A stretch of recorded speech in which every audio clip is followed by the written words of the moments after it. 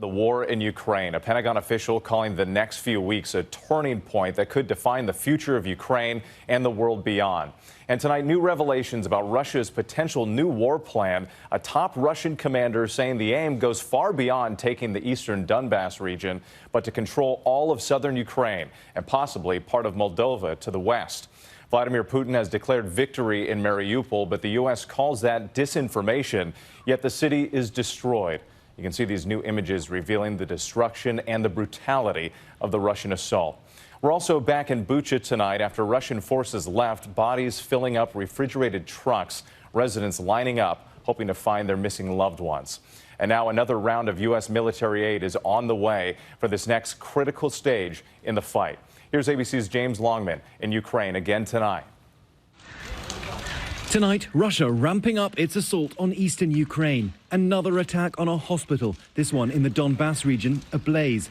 Video circulating online showing flames tearing through the building. On the ground and in the air, the Kremlin turning its fury on the east. Ukraine says elite Russian units are now moving in. And tonight, a revealing insight into Moscow's possible ambitions. A senior Russian commander, for the first time, saying the goal is to not only seize control of the eastern Donbas region, but take full control of southern Ukraine.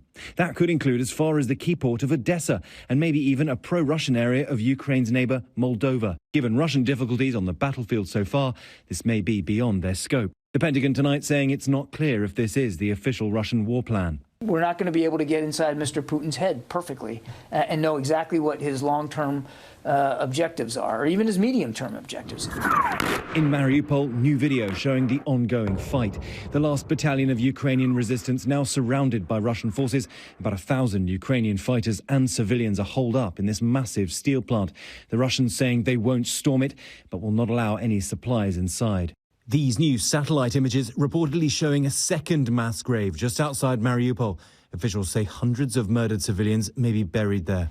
It's a reminder of the horrors of Bucha. Police there filling up refrigerated trucks with dead bodies. Residents lining up in the rain, hoping to identify their loved ones.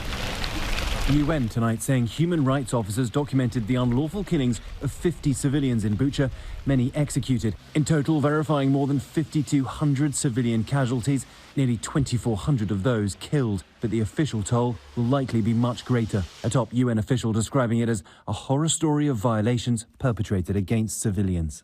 We saw for ourselves the disturbing scene in this basement where 5 men appeared to have been executed. I'm looking at 1, 2, 3, 4, 5 bodies in this tiny room in this basement where Ukrainians say people have been tortured, and I can see their hands behind their backs. Our Marcus Moore on the ground there today. Sometimes we also found torturers on bodies. And so the people who were shot in the head were executed? Yes, it's a kind of execution. Is it possible that there are more mass graves that you all are not aware of?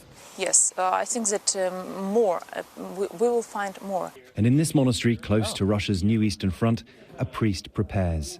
His only defense, faith. How do you feel being so close to the war? It's non-stop, he says, the bangs, the explosions. The shells come from this and that side. All he can do is pray. People there praying, holding on to hope. James Longman joining us from Dnipro. And James, a senior U.S. defense official, says the next few weeks could mark a turning point in this war. And you're learning the first batch of the newest U.S. military aid could arrive as soon as this weekend.